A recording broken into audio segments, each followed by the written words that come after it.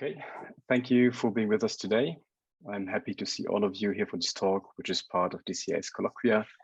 With these seminars, we provide a platform that brings together professors and researchers from EPFL and researchers and thought leaders from all around the world working with different aspects of intelligent systems. Last month, we had the pleasure of hosting Professor Daniela Roos for her talk on her research in AI and robotics. Today, we are delighted to have Michael Bronstein with us. Michael is a professor at Imperial College, where he holds the chair in machine learning and pattern recognition, and he's also the head of graph learning research at Twitter. To give you an idea of what to expect, the colloquium will last for approximately 1 hour. It's Professor Bronstein presenting for 45 to 50 minutes. We will then have a Q&A session moderated by Pierre Vandergeins. So please, if you have any questions, feel free to put them in the chat and we'll take them up later on. So before we dive into the presentation, I would like to thank Professor Bronstein for his availability and the entire CIS team for organizing the event today. Pierre, the screen is all yours. Thank you, Jan. Welcome, everybody. We are delighted this afternoon to have Michael Bronstein, our dear colleague, with us. As Jan was just saying, Michael has been a professor at the Institute of Computational Science at the University of Lugano since 2010, and since 2018, he is a chair professor of machine learning and pattern recognition at Imperial College, while simultaneously being the head of graph learning research at Twitter. That duality, by the way, between research and innovation is something that Michael has cultivated throughout his career through successful startups, for instance. Michael is obviously very well known for his work in computer vision and pattern recognition, and in particular as a pioneer of geometric deep learning, a terminology that he introduced, by the way, and that is now an area of intense research in machine learning. He has received all sorts of accolades, and he has instructed me that I should not go through the list, but I cannot resist mentioning at least 5 ERC grants, and he might just be too young for the advanced yet, so I guess the tally will continue. But today, he embarks us upon a fascinating journey using the tools of geometric deep learning, from Euclid to drug design. Michael, thanks a lot, and the screen is all yours. Thank you very much. Thank you, Pierre, and thank you, Jan, for the invitation. And it's great to be here as usual, I would say, at EPFL. So really honored to return again. And since I'm giving more or less the same talk I gave at ICLR last week, so if you've seen it, unfortunately, it will be only a pale shadow because I don't have these fancy graphics that some of you commented, at least from comments on Twitter. So I should say that this is based on joint work with Jean Bruna, Taco Coin, and Petr Veličkovič, or my collaborators, with whom we actually recently published what we call a proto book. You can find it here from geometricdeeplearning.com, and well, there are some other resources like more concise blog post that explains what geometric deep learning is. So probably here to introduce what it is, right? Probably everybody knows what deep learning is. So I will allow myself a little excursion back in history. So we need to go back in history for more than 2,000 years to the merry times of Euclid in ancient Greece. And since he introduced what is now called the Euclidean geometry, for more than 2,000 years, nothing else existed. So that was really the only kind of geometry that was known. But in the 19th century, this monopoly of Euclid came to an end, and the picture changed dramatically with the rediscovery of projective geometry by Poncelet, and then introductions of the first examples of non-Euclidean geometry. I think Lobachevsky is credited as the first one to publish, but other people, including Gauss himself, entertained them with these ideas, and it was his PhD student Bernard Riemann who really developed it into modern geometry that is now called the Riemannian geometry. So bottom line, at the end of the century, there was an entire zoo of different geometries that were completely siloed, disconnected from each other, and people working in these geometries probably even silently hated each other. So it was not clear what is the geometry and how they are all related to each other. And an answer to this question, basically a way out of this unhealthy situation, was provided by a young German mathematician called Felix Klein. He was only 23 years old when he was appointed as a professor in the small University of Erlangen in Bavaria. And the legend says that he delivered this, what is now called the Erlangen Programme in our world. His talk was completely unrelated. He spoke to a non-professional audience on mathematical education, and instead the Erlangen program was delivered in a brochure that he published in conjunction with his appointment. And basically that was really a revolutionary idea. He proposed to approach the geometry as the study of invariants or symmetries. These are properties that are unaffected by some class of transformations.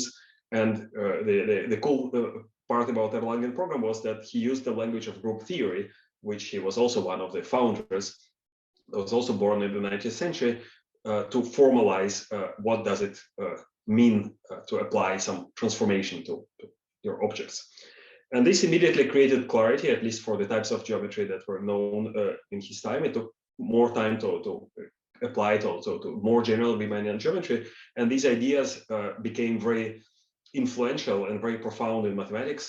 You can say that category theory is a direct development of Erlangen program, but it also had a particularly important impact on physics, where it was shown by Emmy Noether's, remarkably probably one of the most beautiful results in science ever, that you can derive conservation principles, something that was completely empirical in physics, entirely from the first principles of symmetry. It took some time, several decades, until this fundamental principle, through the notion of what is called in physics gauge invariance, that was introduced by Hermann Weyl, I think, in the beginning of the century, and in the form that was proposed by Young and Mills in the 50s, provided a way to unify all the fundamental forces of nature, with the exception of gravity, which is now known as the standard model. So this is all the physics that we currently know.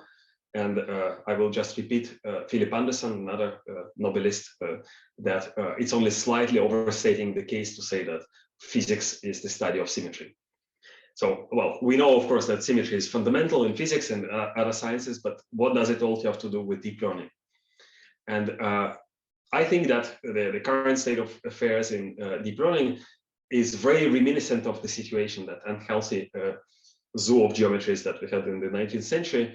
On the one hand, of course, I think there is no doubt that deep learning has brought a true revolution in data science and made possible many tasks that maybe just 20 years ago would be considered nearly science fiction, such as finally working computer vision, speech recognition, unsupervised language translation, playing intelligent games such as Go. But on the other hand, we have a zoo of different neural network architectures for different kinds of data, and everybody has their own favorite architecture, and you hear very often phrases like X is all you need, but there are very few unifying principles. And as 150 years ago, it is difficult to understand the relations between different methods, and inevitably there is reinvention and rebranding of the same concepts. So what I believe is, well, and probably many other people as well, including my collaborators, is that we need some sort of geometric unification that reminds the spirit of the Erlangen program, and this is what we call geometric deep learning. And the two purposes of this program is to provide a common mathematical framework to derive the popular neural network architectures from first principles, and second, to give a constructive procedure to build potential future architectures, because, well, people are asking what will be 10 years down the road after deep learning. Probably these principles will survive more. And here I like the quote Helvetius, well, a Swiss philosopher, that said that knowledge of principles is more important than knowledge of certain facts. That's probably a little bit approximate translation.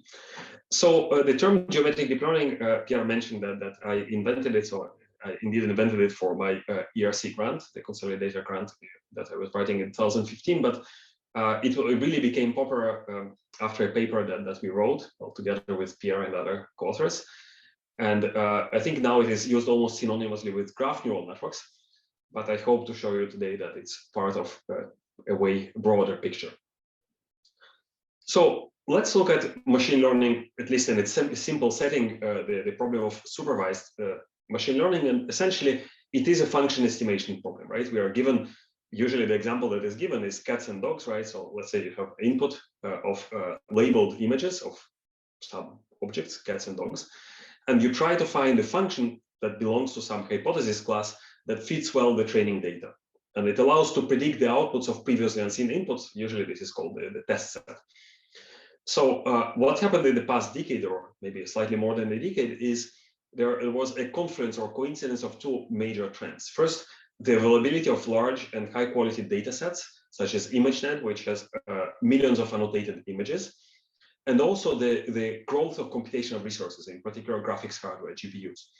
And these two trends coincidingly allowed to design rich classes of functions that are have sufficient capacity to interpolate such large data sets. And in particular, neural networks that are pretty old constructs, but for the first time, probably they appeared to work in this setting.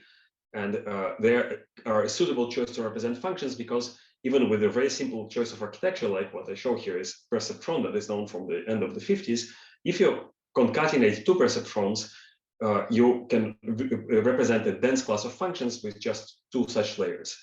And this allows us to approximate any continuous function to any desired accuracy, a property that is called universal approximation. Now, the setting of this problem in low dimensions is a classical problem, and we have a lot of results over the past century, probably, with very precise control of the estimation errors, how many samples you need, some regularity conditions, and so on. But when we look at high dimensional problems, the situation is dramatically different. And here's a very simple example. So I took it from Joan. Basically, here we have a simple class of functions which are Lipschitz continuous. So just take Gaussian blobs, make a superposition of them, and place them in the quadrants of a unit hypercube, right? So what you see is that as we go higher in dimensions, the number of samples that we need to take in order to accurately approximate this function grows exponentially fast with the dimension. So we get a phenomenon that is colloquially known as the curse of dimensionality. And unfortunately, this is not just some peculiarity. In modern machine learning, we need to operate not with 10 dimensions, not with 100 dimensions, but very often with thousands or even millions of dimensions, right? So the curse of dimensionality is essentially built into modern machine learning problems, and this naive approach to learning is intractable. And the best way to see it probably when considering computer vision problems, where even very small images have very high dimensionality, right? So this is MNIST 32 by 32, almost 1,000 dimensions.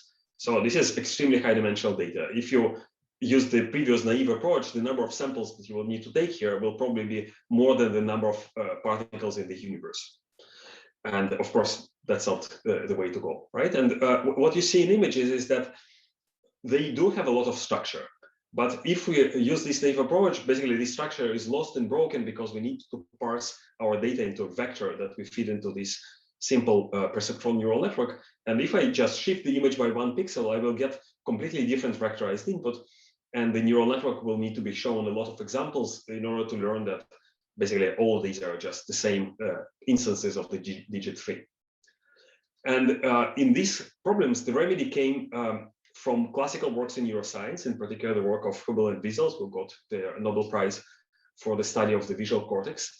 And what they discovered is that the brain neurons in the visual cortex are organized into what they call local receptive fields. So there is a phenomenon of what is called weight sharing, and this gave an inspiration to a new class of neural architectures that was first called the neocognitron, designed by Fukushima, and then, of course, the classical work of Jan LeCun, the convolutional neural networks, where this concept of weight sharing across the image effectively solved the curse of dimensionality.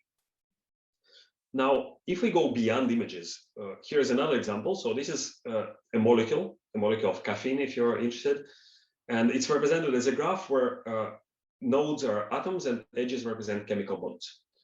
So if we want to predict some property of this molecule, let's say its binding energy, we can still apply a neural network on it. For this purpose, we need to vectorize the node features, right? Let's say the types of the atoms. And the problem here is that we can order the nodes in any way we want, because in graphs, unlike images, we don't have any canonical or preferential way of ordering the nodes. And graphs are just one example of such unstructured non-Euclidean data sets. Social networks are another prominent example. These are very large graphs with hundreds of millions or even billions of nodes, different sorts of interactomes or interaction networks in biological sciences, meshes, which are graphs with more structure that are used in computer graphics to represent 3D objects, and so on and so forth. So we really need some way to deal with these objects in a principled way. And that's exactly the idea of geometric deep learning. So let's look again at this multi-dimensional image classification example that at least from the first observation seemed to be hopeless because of the problem of the curse of dimensionality. Now, what we need to see here is that we have additional structure, right? It comes from the geometry of the input signal. And this structure, we call it geometric priors in general.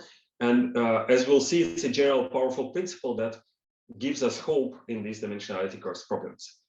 And what we see here in particular is that in this problem of image classification, the input image is not just any d-dimensional vector, right? It's a signal that is defined on some domain, which in this case is a two-dimensional grid, right? So basically, it has this spatial organization. Now, the structure of this domain can be represented by a symmetry group. So in this case, it's a group of two-dimensional translations that acts on points on the domain. So I can take a point that I denote by U and move it by the action of the group that I denote by this calligraphic G. And in the space of signal, the group action on the underlying domain is manifested through what is called the group representation. So denoted by rho, and in our case, it's simply the shift operator. That it's a d by d matrix that acts on the d-dimensional vector. I should say that different objects, of course, the representation of the group action will be different. We'll see it in a second with permutation matrices. And this geometric structure of the domain that underlies our input signal imposes structure on the class of functions. Basically, it restricts the hypothesis class of our functions f that we are trying to learn, and actually in a dramatic way. And one particularly important example is functions that are unaffected by the action of the group. We call such functions invariant. And again, if we resort to the computer vision world, a good example is image classification. So no matter where the cat is located in the image, we still want to say that this is a cat. So we want shift invariance.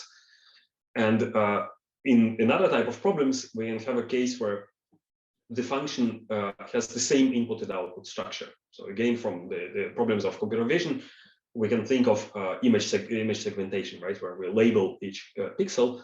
So we want, in this case, the output to transform in the same way as the input, or what we call an equivariant function, right, or shift equivariant in this case.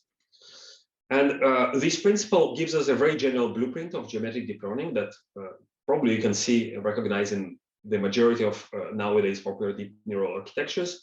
We usually apply a sequence of equivariant layers, like convolutional layers in CNNs, and then an invariant global pooling layer that aggregates everything into a single output, like in the image classification problem.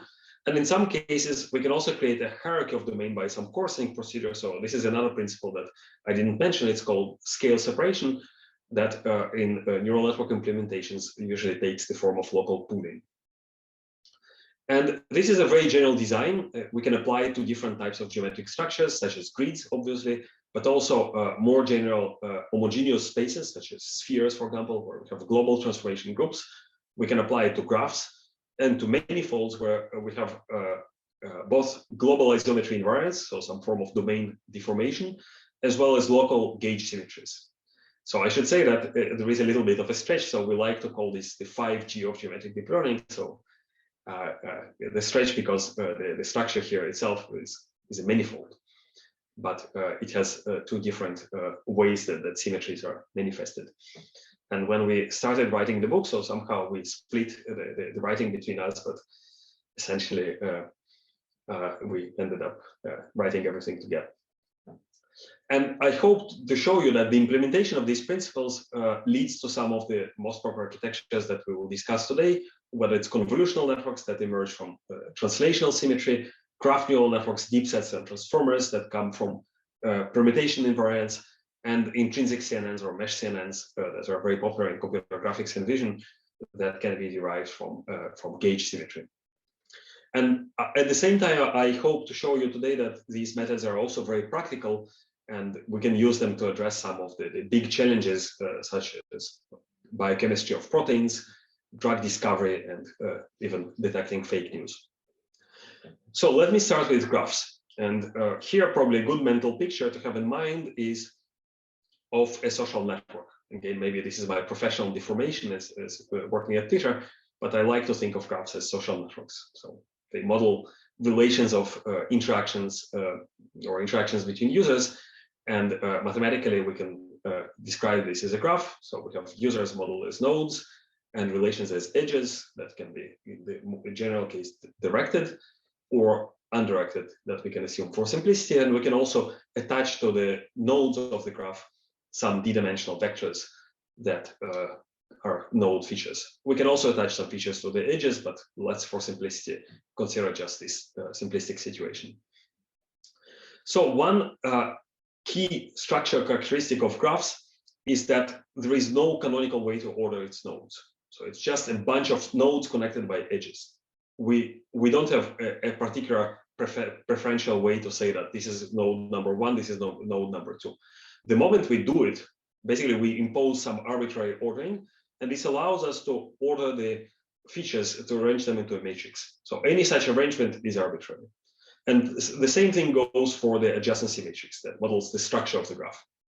So any other naming or ordering of the nodes will amount to a permutation of the feature matrix or the adjacency. Basically, I denote this permutation by a matrix P, and you can think of P as a representation of the permutation group. And you see that this group acts differently on vectors and on matrices. So when the representation of this group, when it acts on adjacency, we need to multiply from the left and from the right by the matrix P. Okay, and now you see that this is also a very large group. It has n factorial elements. So we'll see in a few minutes why, in a certain sense, this is a problem. Now, what we'll try to do is we will try to implement functions on the graph. And in the case where we have a function that provides a single output of the graph, like in the case of a molecule where we wanted to measure its energy, basically we want this output to be independent on the way that we order the nodes of the graph.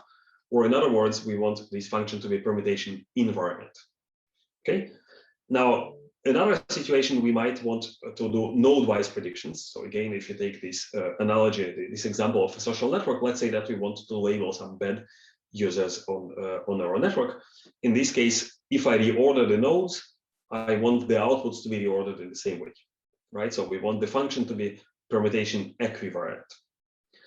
And a way to construct these functions, a pretty broad class of functions that is tractable, is to use local neighbors.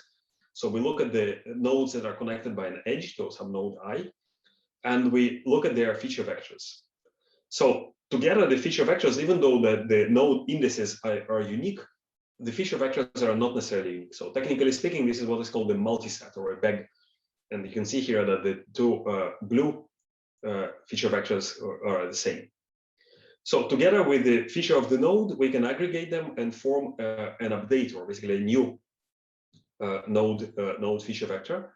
And because we don't have a canonical ordering of the neighbors, it must be done in a permutation invariant way. So this function phi that aggregates these feature vectors must do it in an invariant way, right? So it must be a permutation invariant function. Now, if I apply this function at every node of the graph, I get a matrix of features.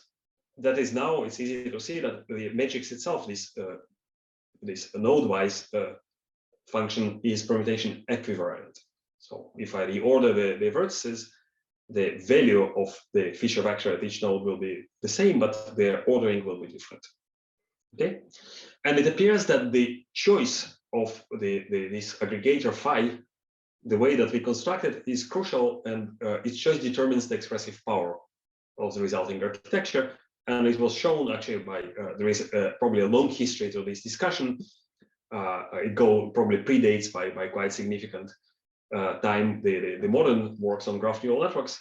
But let's say in modern time, two works by Xu and Christopher Morris showed that if you make this phi injective, then the neural network design in this way is equivalent to the Weisferrer-Lehmann graph isomorphism test. So it's a classical algorithm in graph theory that tries to determine if two graphs are isomorphic, or in other words, they have the same structure just up to the naming of their nodes. So in other words, there is an edge preserving bijection between them. And it is done by a form of iterative label refinement that can be mapped one-to-one to this aggregator function phi. Now, this is a typical way how the aggregation looks like in graph neural networks. So we have some permutation invariant aggregation operator. Typically, it's a sum, or sometimes a maximum. We have a learnable function psi that transforms the neighbor features, and another function phi that updates the features of the node I using the aggregated features of its neighbors. And really, most of the literature is concerned with how to design these functions. So in our book, I will not go into this in details, but we have we distinguish between what we call three flavors of graph neural networks. So the convolutional flavor, where basically we just transform each neighbor feature and then aggregate them with feature independent weights that depend on the structure of the graph. So the term convolutional comes from the fact that the early versions of graph neural networks, such as the work of Michael de Ferraro that was done in Pierre's group, is exactly this, and we'll see that it's exactly an instance of convolution on grids. Then there is an attentional flavor where basically we have still linear aggregation if it's a sum, but the coefficients are feature dependent, so you can realize them as attention weights. And finally, this most general way of aggregating that is called message passing. So the message passing graph neural networks were introduced in chemistry applications by Justin Gilmer from DeepMind, and in computer graphics in our paper that I did with colleagues from MIT, Yu Wang and Justin Solomon. So if you look at a typical GNN and graph neural network architecture, I hope that you can immediately see that it's an instance of our geometric deep learning blueprint where we have the permutation group as our geometric prior, and we have a sequence of permutation equivariant layers that are typically referred to as propagation or diffusion layers in graph learning literature. And sometimes we also have a global pooling layer that produces a single graph-wise output. And it is also possible to include local pooling layers that are obtained by some form of graph coarsening that can be either pre-computed or also can be made learnable. So let me now show you a few interesting special cases of graph neural networks. And one of them is a graph where we completely wipe out all the edges. So basically what we get this way is a set. And sets share a common feature with graphs in the sense that their nodes also don't have canonical order. So we can approach sets in two different ways. So the first way is to say that we process each element of the set completely independently. And this is done by applying a shared function phi to the feature vectors. And basically what we get this way is an instance of a graph neural network with an empty graph with an empty edge set. And we get this way a permutation equivariant function over the set. And this architecture is known as deep sets or point nets in the field of computer graphics. Now, in another case, we can assume that instead of treating each element separately, we assume that all the elements interact with each other. So in this case, we can think of it as a graph with fully connected nodes, right? A complete graph, what is called. And we can use an attention-based aggregation, which we can interpret as a form of learnable soft adjacent symmetrics. And I hope that you can all recognize the famous transformer architecture that now is probably the bread and butter of NLP applications. You can also see that it's a particular case of a graph neural network. Now, probably the main characteristic of transformers is when they're applied to text, to sequences, it's not true to say that there is no canonical order of nodes. There is actually an order, right? When you read text, usually you read it left to right or right to left. And usually this information, the position of the nodes is provided as additional feature that is called positional encoding. So basically it's supplied to the message passing mechanism. Usually the positional encoding comes for both nodes, not on the xi, but also xj. And this mechanism can be also extended to general graphs. So there are multiple works that try to do it. I will show one that we did with my students, Georgos Bouritsas and Fabrizio Frasca. And the way that we do it is by counting small graph substructures, such as triangles, cliques, or other structures, whatever you desire in your problem. And this way we call it structural encoding. So it basically adapts locally the message passing mechanism to different neighborhoods, the neighborhoods with different structure. And we can show that this architecture that we call graph substructure networks can be made strictly more powerful than the Weiss-Ferrer element test if we choose the right substructures. And it's actually an interesting problem in graph theory is whether with order 1 size substructures, you can provide sufficient information about the graph. There is what is called the graph reconstruction conjecture that tells that if you get subgraphs where you remove just one node at a time, you can recover the entire graph. And this was proven up to n equals 13, but not beyond it. So it's interesting whether you can do it for k that is independent on n, substructures of some fixed size. And usually what typically breaks these kind of examples are some very regular graphs. This is also what breaks the Weiss-Ferrer element test, for example. So another way of thinking of this is incorporating this way some problem-specific inductive biases. And this is a good example again to think of molecules. If you think of organic molecules, it is very often to come across cycle-like structures. So in many chemical compounds, we have, for example, what is called aromatic rings. And here again, you see the molecule of caffeine, which has a cycle of size 6 and cycle of size 5. Right, and what we see with our experiments with this graph substructure network architecture is that our ability to predict chemical properties, and here we use the zinc dataset that is typical among drug designers for virtual screening of drug-like substances, is that our ability to predict properties of molecules improves dramatically if we introduce counts of rings of size 5 or more. So I hope that I convince you that even in these cases where we don't have the graph given as input, graph neural networks still make sense. And even in cases where the graph is given, we don't necessarily need to stick to it as a kind of sacrosanct construction in order to do the message passing. And in fact, de facto, a lot of recent approaches decouple the computational graph from the input graph. And it can usually take the form of graph sampling, like the famous the famous graph sage architecture by Will Hamilton, rewiring the graph, for example, the Deagle paper from the group of Stefan Günnemann from TUM, or if you use large multi-hop filters where the aggregation is done by the neighbors that are multiple times removed. So this is, for example, a simple architecture that we did at Twitter called SIGN, scalable inception like GNNs. And there are many reasons why you want to abandon the graph, or at least put a big question mark on it. I don't have time to go into details. Maybe later we can discuss it in greater detail. What is also interesting, we can learn the graph on which we run the GNN, and it can be optimized for the downstream task. So this is a setting that is often called latent graph learning. And we can make this construction of the graph differentiable, backpropagate through it, and update it throughout the layers of the network. So the first instance of this architecture, to my knowledge, was what we call dynamic graph CNN. And that is the work that I mentioned with my collaborators from MIT.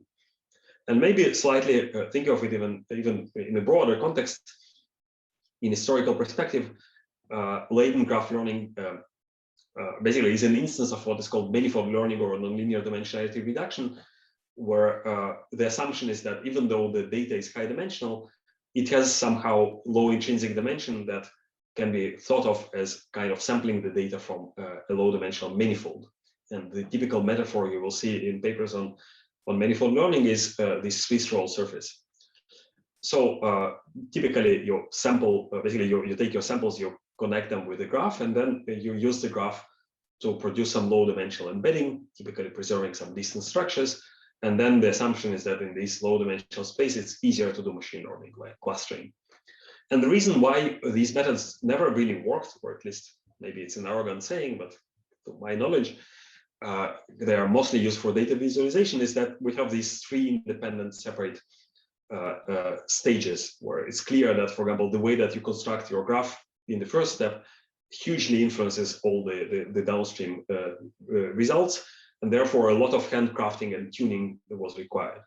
But now, with modern tools, we have a way to build an end-to-end pipeline where we build both the graph and basically the machine learning algorithm, a graph neural network that operates on it as a GNN with latent graph structure. And we recently used a more recent version of such architecture that we call DGM, or differentiable graph module, for automatic diagnosis of neurological diseases. So that was collaboration with the group of Nasir Nawab from TUM. And we show that we consistently beat by significant margin GNNs with handcrafted graphs. So let me now move to another types of geometric structures that we are all familiar with, and these are grids. And I will hope to show it from a different perspective. And obviously, grids are a particular kind of graphs, right? So here I show a grid that is called a ring graph. So it's grid with periodic boundary conditions. And the first thing that you notice compared to general graphs, that the structure of the neighborhood is fixed. So every node here has exactly 2 neighbors. Not only that the structure is the same, but the ordering of the neighbors is fixed. And if you remember, in the general case, we had to use permutation invariant local aggregation function phi that operated on this multi-set of neighbor features, because we didn't have canonical order. But now we do, right? We can always order our neighbors, for example, first the green, then the red, and then the blue. And if in particular we choose a linear aggregation function with a sum operator, we get what I hope you can see it, a classical convolution. And written as a matrix, we get a very special structure that we call circulant. And you can think of circulant matrix that as being formed by shifted copies of a single vector of parameters. So these are exactly the shared weights of convolutional neural networks. Now, circulant matrices are very special.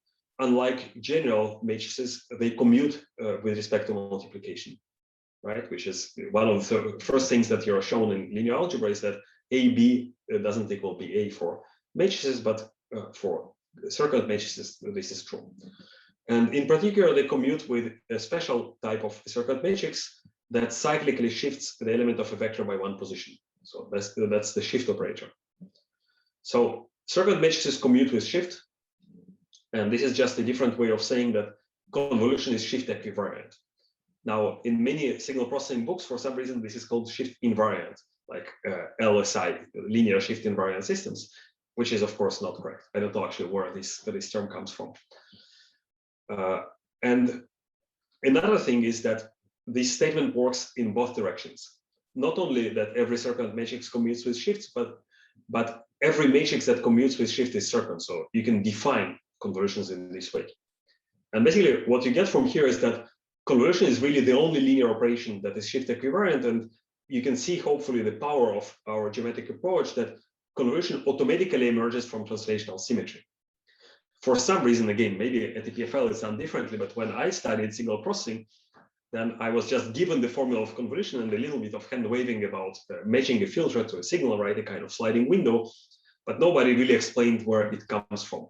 So, of course, this is a trivial thing for physicists, for example, that are very familiar with representation theory. So this is part of even the bigger story that is called irreducible representations. But I wish that it was explained in teaching of convolutional neural networks.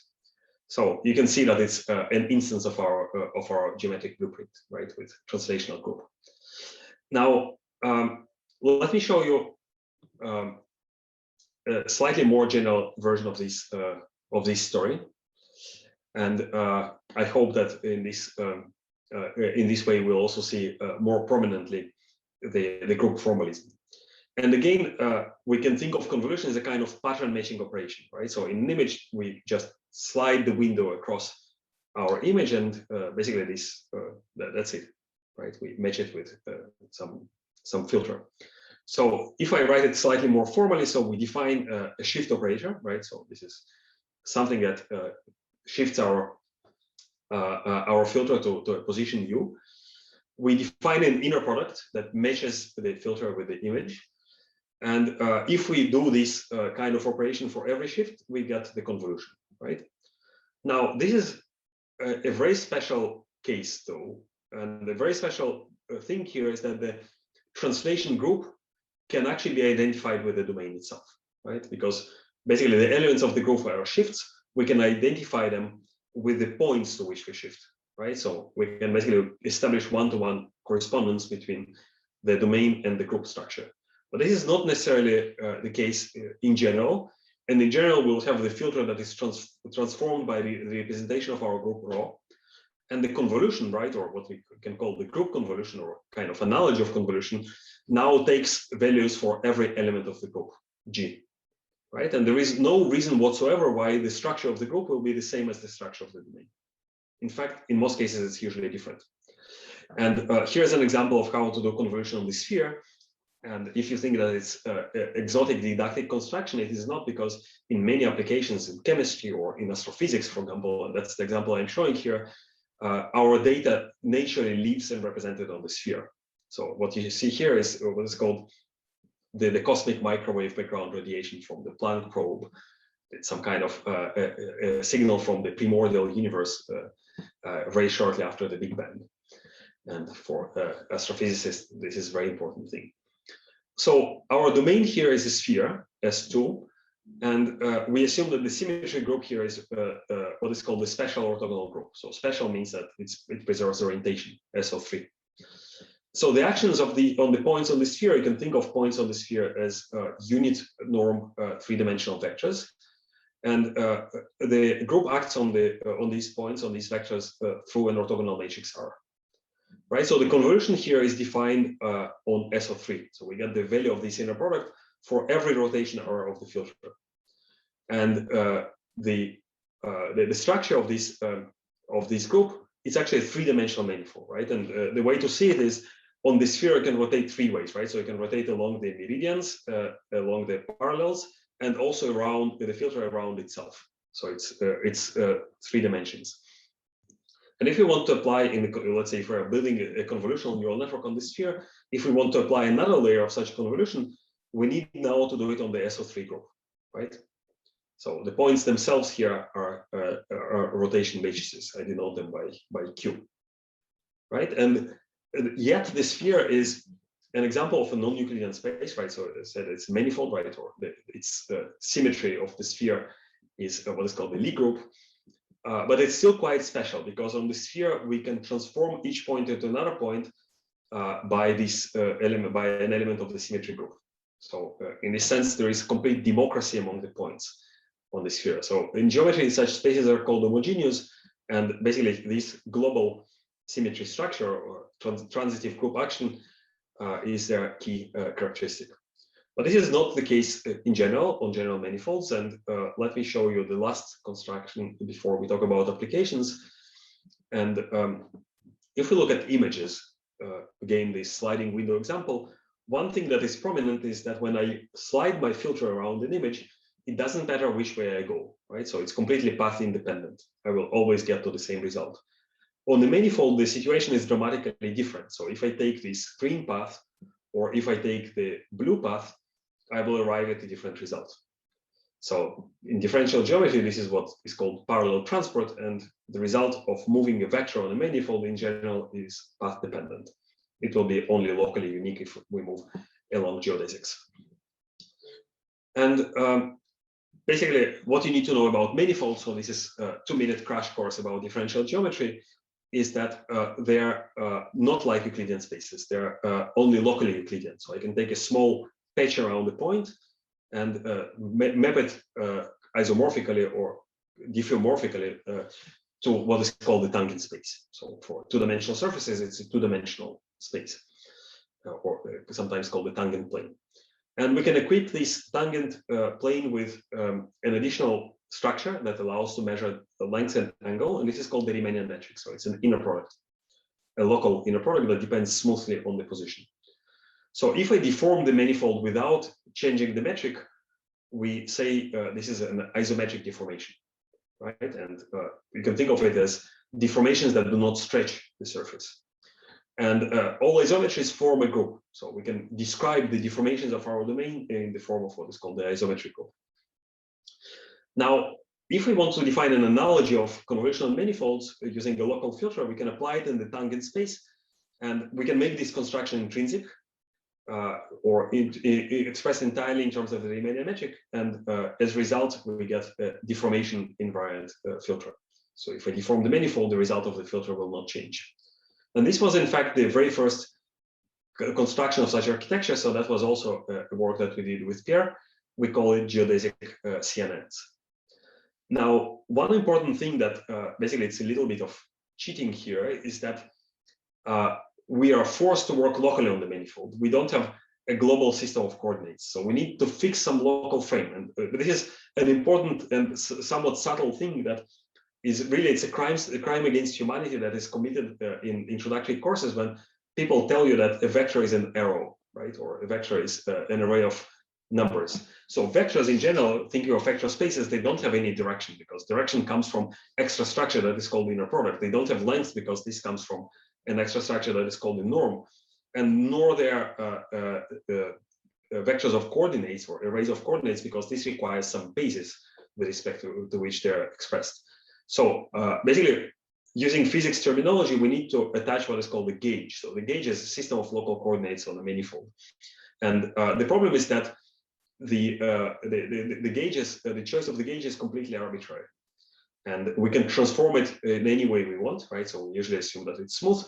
Basically, we typically assume that it's an orientation preserving rotation. So for two-dimensional manifolds, it will be the SO2 group. Basically, we can rotate our local system of coordinates in any way we want at each point differently. And basically, we can demand that the filter is equivariant with respect to gauge transformation. So that was the gauge equivariant CNN construction by Taco Cohen and Max Welling. And you can also see that this is an instance of the geometric deep learning blueprint. Now it's a little bit more subtle. So it comes in the form of equivariance to what is called the structure group of the tangent bundle of the manifold. Now, the reasons why we care about manifolds is that in computer graphics and vision, two-dimensional manifolds, or usually they're discretized as meshes, are a standard way of modeling 3D objects. And what we gain from this geometric perspective is that we can now define filters intrinsically on the object, and as a result, our filters are deformation invariants. They are independent on inelastic deformations of the surface, and I hope you can see it in this example that when the filter is intrinsic, when it's kind of drawn on the surface, no matter how we deform the surface, the result is the same. And one application where dealing with deformable objects is prominent is what is called motion capture or mockup. And it is used in production of expensive blockbuster movies, right, for special effects. And what you see here is actually a markerless motion capture setup from a company that was established at the EPFL by Mark Pauli.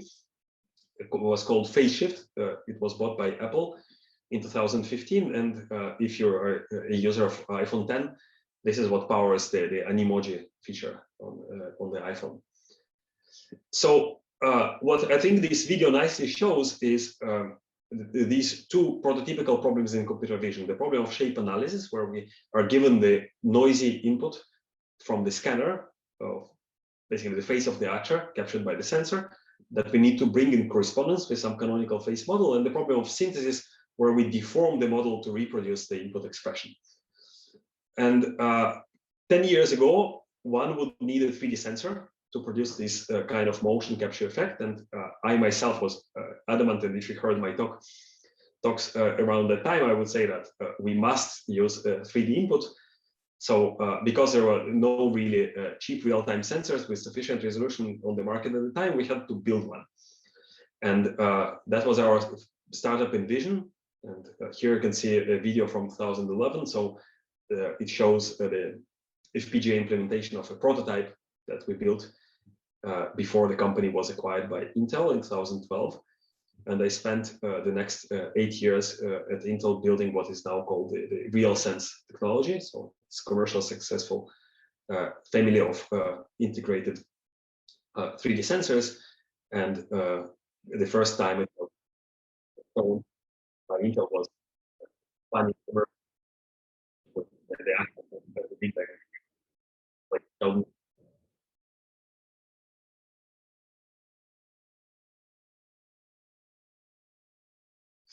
So if we fast forward now, right, so that was the company was acquired in 2012 and RealSense became public in 2014. So now with geometric deep learning architectures, we don't need 3D input anymore. And we actually can have a hybrid system where we have a conventional 2D CNN architecture for encoder, basically taking input as input two-dimensional images or videos, and a geometric mesh CNN decoder a geometric deep learning architecture, producing, for example, the exact pose and shape of the hand from to the input. And this was the work of my PhD student, Dominique Coulon. We showed it at last year's CVPR, and it was also came with a demo of a full body 3D avatar with detailed hands and other body parts from purely two-dimensional video input, running 10 times faster than real time on an old iPhone. So this was done in collaboration with a startup company, RealAI, that was acquired by Snap in September last year. So here I have very little credit besides convincing one of the founders, Yasos Kokinos, to leave his highly paid job at Facebook to do this startup, and also being one of the early stage investors. So I don't know how much time do I have. Let me briefly talk about some applications of geometric deep learning, and this is really probably the coolest part of this field. Very, very exciting, and not surprisingly, graphs, especially graphs, are really ubiquitous, and we can describe practically any system of relations and interactions as a graph, at least at some level of abstraction. What are molecules, right? At nanoscales, we can describe molecules as molecular graphs. At maybe higher level of abstraction, we can describe interactions between different molecules or biological entities as basically as interactomes or biological networks, all the way to large scales, to microscopic scales, where we can describe interactions of people, right, at the scale of an entire country or the entire world. And these are social networks. So one thing that you often hear in relation to social networks, and especially in the popular press, is the problem of misinformation, or what journalists like calling fake news, even not journalists, the former president of the US. And we see empirical evidence that fake news or misinformation tend to spread differently on the social network. So what we try to do with my students is to use graph learning to try to detect the way that misinformation spreads on social networks by looking at the spreading patterns. So we looked at cascades of how a story propagated, and we showed a classifier that was able to detect it within just a few hours of propagation. So these were quite encouraging results. So we founded a company called Fabula AI that tried to commercialize this technology, and Twitter bought our company in 2019. So that's how I ended up at Twitter, where I now head the research on GraphML. And you can imagine that graphs of different types, whether follow graph, engagement graph, or some graphs that we actually don't expose publicly, are really the key data assets to Twitter, and they're useful in a lot of scenarios, from recommender systems to detecting malicious users. Now, if you ask me what is really one application that I think would be likely transformed or revolutionized by geometric deep learning, I think this is biological sciences, in particular virtual screening and drug design. And you may know that making new drugs is extremely long and expensive business, and it usually takes about 10 years and multiple $1 billion to bring a new drug to the market. And one of the reasons is the different stages of testing the drugs, optimizing, and clinical trials that test their safety. So the problem also is that the search space for where we have all the potential candidate molecules is extremely large. So I think different estimates vary, but something like 10 to the power 60 of possible small molecules. What we can test in the lab or in the clinic, on the other hand, is maybe a handful of compounds. So there is a huge gap that has to be bridged, and this can be done, or actually routinely done, by computational methods that perform virtual screening of candidate molecules by predicting some of the desirable or undesirable properties. And graph neural networks already for several years have shown remarkable success in this task. Nowadays, they are much more accurate and orders of magnitude faster than traditional approaches, and this already is beyond the so-called spherical horse in the vacuum example. It can actually be used for practical pipelines. So the group of Jim Collins at MIT last year published a paper in Cell where they showed that you can predict antibiotic activity of different molecules using graph neural networks. And they discovered a new powerful antibiotic that originated as a potential anti-diabetic drug that was abandoned for that purpose, but apparently it could be useful as a new antibiotic. Now, what characterizes small molecule drugs is that they are designed, or maybe serendipitously discovered, to attach to proteins, basically where they have some deep pockets where they bind. And here you see a molecule of caffeine. Well, actually it's not caffeine, it's one of the xanthines, same class of compounds, from the same class where caffeine belongs. And if you've seen my iClear talk, so that's the moment where I drink coffee, but I don't have coffee, so you need to trust me. So when you drink your morning coffee, this molecule will get to your brain and will bind to the adenosine receptor. And this is exactly what is shown here. So the protein here of the receptor is cut out. So you see this deep pocket. And unfortunately, many interesting targets that one would like to try to address with drugs do not have these deep pockets. And what is interesting is that there are what is called protein-to-protein interactions, or PPIs. They're basically two proteins that bind to each other. Usually they have flat interfaces.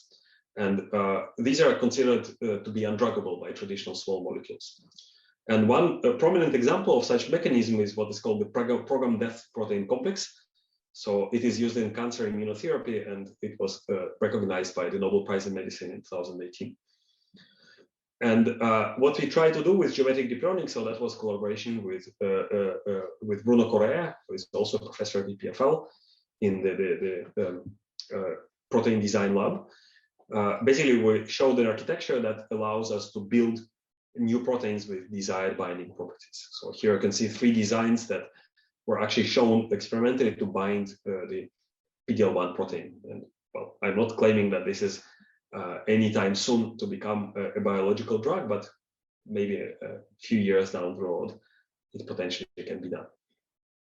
Another interesting application that is promising towards cheaper and faster therapies is what is called drug repositioning, where you take existing drug or multiple drugs in combination and you try to use them against new targets. So you don't need to go through all the safety clinical trials because they're already safe. They're just used in different ways. So that's why the term repositioning. And in many cases when these drugs are used in combinations, some of these combinations can have antagonistic or undesirable effects. And graph neural networks were used by Marinka Zitnik and her collaborators to try to predict them using these multiple interaction drugs.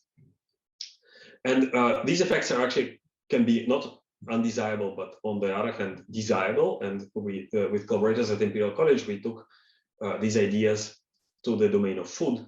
And you may know that foods coming from the plant kingdom are vision compounds that sometimes belong to the same chemical class as anti-cancer drugs. And it's not surprising that many drugs that are approved for cancer therapy are actually synthetic analogs of compounds that are found in the bark of some trees. So every bite of food, we put a lot of bioactive molecules into our body that are really the dark matter of nutrition, because almost nothing is known about them, and they are not tracked by regulators. So usually when you buy some food in the supermarket, you will see the listing of proteins, carbohydrates, fats, maybe some microelements and vitamins, but you will not hear anything about, I don't know, flavonoids or indoles, right? So this is still unknown and untracked. So the way that we model the effect of drugs or any molecules is by the way they interact with protein targets. So we have a network of proteins, what is called the PPI graph, protein-to-protein interaction graph. And we have a signal on this graph that describes how the molecule binds to different targets. And because everything is related in our body, basically there is this kind of network of ripple effect. When you target one protein, then a lot of other might be affected. So using graph neural network, we can create a classifier that predicts whether a drug is anti-cancer or non-anti-cancer, for example.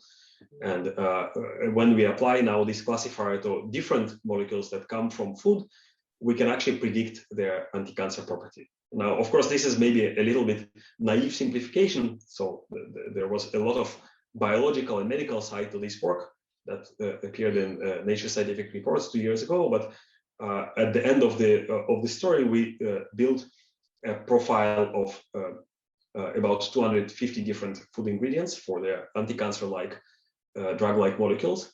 And we saw that there are many prominent champions that we call hyperfoods. And you can see that some of these hyperfoods are tea, citruses, cabbages. So basically common and cheap and boring ingredients that we know that are probably healthy and good addition to our diet. And the coolest part of this project was that the ingredients that we identified this way computationally were used by the famous Italian chef Bruno Barbieri to develop recipes for Christmas. And well, if you're not familiar with him, I guess he's very, very well known in Switzerland. So he's, for the English-speaking audience, I compare him to Gordon Ramsay. So he directs the Italian MasterChef TV show. And the reason why he's embedded in this advertisement, it's part of the Vodafone Citizen Science campaign. So Vodafone was our collaborator. They provided the DreamLab platform where citizens can donate the idle power of their smartphones at night to make computations, so a kind of interconnected supercomputer. So I will end at this moment on this tasty note. So let me recap. We started with this desire to imitate the Erlangen Programme in machine learning, trying to derive different deep learning architectures from fundamental principles of symmetry. And this took us all the way from classifying cats and dogs to molecular gastronomy. And all the approaches that we've seen today are instances of the same blueprint of geometric deep learning, where the architecture can be derived or emerges from the assumptions on the structure of the domain that underlies our data. And geometric deep learning methods really became popular in the past few years, especially deep learning on graphs or graph neural networks. There are multiple success stories in industrial applications already. And I think it's indicative that two major biological journals featured geometric deep learning papers on their cover. One of them is mine. So this was our work with Bruno Correa, where we had actually a cool watercolor design on the cover that shows the binding sites of two proteins. And I hope that it means that these methods are already first-class citizens in machine learning community, and they became much more mainstream than it used to be a few years ago. And this will possibly lead to new exciting results in fundamental sciences and beyond. So last but not least, let me mention my collaborators and my students with whom I've been working on these projects, and thank you very much. Thank you, Mikhail. I see time is flying, but we will nevertheless take time for a few questions if you can still stay with us a little bit. Yeah, of course. And I will go into the chat. We have a number of questions in the chat. I'll call your name if you're still there. The first question was by Pranav Kumar. If you're still with us, you can just unmute yourself and ask your question. Otherwise, I will just read it. Pranav. Hi, can you hear me? Yep. Yes. So this is about the transformations you talked about earlier in the groups, earlier in the talk. And so given that we know the transformation between a plane and a sphere, it's somewhat trivial. Does this mean that using those transformations, if we have a model trained on the MNIST data set, we can use those transformations to correctly classify digits that are drawn on a sphere? Yeah, it's a good question. So it was actually done. So basically you can do, if you have a non-Euclidean domain, a manifold like the sphere, you can actually parameterize it in some way in the plane, or, well, depends on what kind of manifold, what topology it is. There was a work by from Weizmann Institute that did exactly this. So for the sphere, of course, you have a canonical map and you can do it this way. So you will have position-dependent convolution. It is actually a conformal map. It preserves angles, but it doesn't preserve area. So you will need to scale your filter locally. For general manifolds, unfortunately, this mapping is defined up to choice of 3 points. So basically, the ambiguity there is a Möbius transformation. And this is problematic because basically it can widely change the way that you parameterize. So I think it's not a good idea to use this kind of parameterizations unless you can fix some canonical one, which is possible for the sphere, but not for general manifolds. So does this have anything to do with the determinant of the Jacobian? So even when you can define a Jacobian? So this is what is called the uniformization theorem, and basically it tells you that any closed manifold, two-dimensional manifold, can be conformally mapped into the sphere. Or if it's a disk-like manifold with boundary, then it can be mapped into the plane. And conformally means that locally angle preserving, but it's not, doesn't preserve area, so it's not an isometry. So, and the scaling is called the conformal factor. It can be something like 6 orders of magnitude. So basically your filter, you will need to use a huge filter or a tiny filter. So basically the numerical issues are pretty dramatic with these methods. Sure. Thank you. Okay. Next question is by Christopher Salvi. Christopher, if you see you're there, you can unmute yourself and ask your question. Yes. Hi. Yes. Thanks for the talk. I was just wondering if because the examples you gave for images, it's rotations, for graphs is permutations. So the group of symmetries that one wants to quotient out, to remove, is known. Is it possible to use geometric deep learning for situations where the class of invariants of diffeomorphisms is actually not known? There is no specific information about it?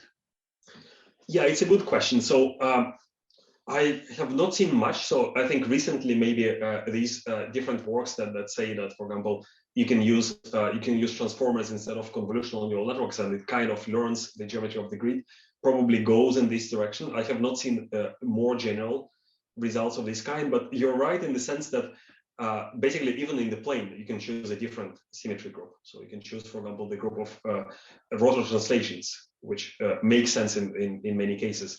Another thing that I didn't mention is actually the work of Taco with gauge-equivalent filters allows to address is what is called in physics internal symmetries. So it's not symmetries of the space itself, right, of the domain, but symmetries of the features. So if you think of RGB images, you can think of potentially the order of colors R, G, and B. It doesn't need to be R, G, and B, right? So you can think, well, maybe it's a little bit made up example, but at each pixel, you can permute them in any way you want, right? So at one pixel, you can have RGB, another pixel you might have GRB. And there are situations where you have structure in structure. So you might have, for example, a set of images, right, which is a product group. Basically, the set itself is invariant to permutation, but the structure of the image, for example, has translation. So there have been several works. So there was a work, for example, by Orly, Tanya, and Kagaya Maron that addressed exactly this setting. So we did with, well, even with Pierre many years ago, we had a work on the commander systems, basically by matrix completion on graphs, where you have a product of two graphs. So this is also kind of structure and structure, even though in a simplified way where we have, basically we can write this as a matrix. So we also have, with my student Federico Monti, we had a paper where we tried to learn filters on these kind of products. You can also think of, for example, a network, let's say protein interaction network, where each node is a graph, right? So you can model the protein structure itself, the contact graph, as a graph. So this graph of graphs, right, or structure of structures is pretty interesting. In this case, you might think of it as maybe as product of two different groups. Thank you. All right. Let's try to go until 4:30. Next question is by Lenka. Hey, hi, Michael. Thank you. I was super interesting talk. I was happy I could see it without having to pay the ICLR registration fee. I would love to have your take on what can you say about tractability of the learning of these neural networks derived from symmetries? Because kind of naively, maybe too naively, but one could think that restricting the function space by symmetry will actually make the loss landscape more bumpy and would actually hurt the optimization. So how does it actually interact together, this symmetry constrained architectures and the optimization? Yeah, well, I was kind of expecting this question from you, especially. So I think the short answer is that I don't know. I don't know if anyone has looked into it, but one thing that in terms of tractability, a different kind of tractability, the size of the group, right? Well, so by size, I mean probably it's a little bit incorrect term. So if the group is discrete, then basically the cardinality, right? Like in permutations, for example, you have super exponential number of elements. It is obviously intractable. You cannot define this kind of group convolution that we've seen where you have inner products for every element of the group because it will be gigantic. Or if it's a continuous symmetry, then the dimensionality of the group, right? So if you think of I don't know, projective transformations, for example, they have what, 6 parameters, right? So this is also, you cannot do an integral in 6-dimensional space. Somehow there is a tacit assumption that the structures that you deal with are small or low dimensional, and this is potentially a limitation. So what to do in these cases where you have multiple symmetries, where maybe the number of generators of the group is very large. So yeah, I don't think that I have an answer to this. Not yet. Thank you. Not yet. All right. The next question is by Jacob Bamberger. Yes, it's me. So thank you for the talk. It was really interesting. My question is related to 2 questions ago. I was wondering about the problem of guessing the domain of the signal. So you've been like, for images, it makes sense to talk about grids, and for social networks, it's clear. Are there like is there research, or do you think it's possible to do this when the data is not structured? So when I give you a point cloud, and you guess some kind of structure of the domain? Yeah, well, so this is what manifold learning tries to do, right? So it tries to basically to think of your data to build some low-dimensional representation, and it depends really on what kind of structure is available. So if you think of points in a vector space, right, like, I don't know, 3-dimensional point cloud or n-dimensional point cloud, then you have more structure than just if, for example, you have just a metric between these, a distance between these points, right? So vector space structure allows you, for example, to build a local linear approximation. And this is many manifold learning methods, such as locally linear embeddings, for example, try to do it. You can also incorporate more structures. So, for example, there are beautiful works by Amit Zinger on what is called connection Laplacians, or vector diffusion maps, where you have basically you build a kind of discrete analogy of parallel transport. So the idea of parallel transport is, that's why it's also called connection. It basically it's a mapping between 2 tangent spaces, right? When I have a vector at 2 different points on the manifold, they are expressed, they live in 2 different spaces. So you need to map from one space to another. So technically speaking, you need to rotate a vector, right? So if your structure group is rotation. And that's exactly what they try to do. So they rotate a vector when I move from one node to a graph from another. This is encoded as an operator on the edge of the graph. So I have not seen basically building such things from data. I'm sure something like this has been done, but it's interesting basically how you can impose basically if you come with assumption of some symmetry structure, like, I don't know, gauge equivariance, for example, and you try to build a manifold where the filters will be gauge equivariant. Yeah. Potentially interesting topic. Okay. Yeah, thank you. Very interesting. Okay, and we will have to stop. I guess one last question from Stanislav Schmidt. Yes, it's me. Thanks for the nice talk. I was wondering, you showed several examples of gauge equivariance or invariance on graphs that approximate continuous manifolds, and also the action of continuous Lie groups, etc. I'm wondering if there are applications of this technology to graphs that are general, that do not maybe approximate any manifolds and are not mesh graphs, but let's say social graphs or chemical molecules. Does it make sense at all to think about gauge symmetries and similar on this type of graphs? Good question. So I don't think that I have a short answer, so I will try to squeeze it into 2 things. So first of all, you can do equivariant message passing in graphs.